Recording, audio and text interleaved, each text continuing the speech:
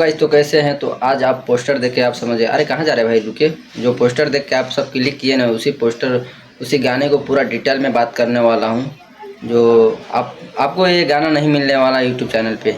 जो धनंजय धड़कन भैया का छोटा भाई का संजय धड़कन का ये सॉन्ग है, जो आप पोस्टर देखे हुए हैं, तो उन्हीं का गाना है। मगर उनके चैनल पे आया है, मगर ये आपको नहीं मिलेगा उनके चैनल पे। तो कहाँ मिलेगा मैं बता रहा हूँ।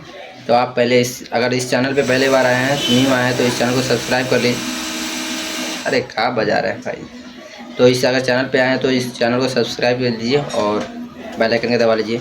बढ़ते हैं वीडियो की तरफ।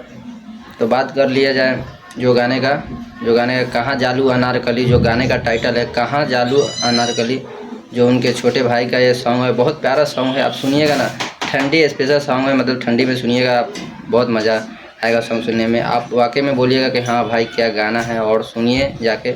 और बहुत अच्छा खासा ये सॉन्ग है, बहुत बढ़िया लगेगा आप सुनने में। सुनिएगा तो आप बोलिएगा हाँ क्या गाना है, और बहुत बढ़िया सॉन्ग है। मैं लगभग बहुत बार सुन चुका हूँ और बहुत प्यारा सॉन्ग लग रहा है।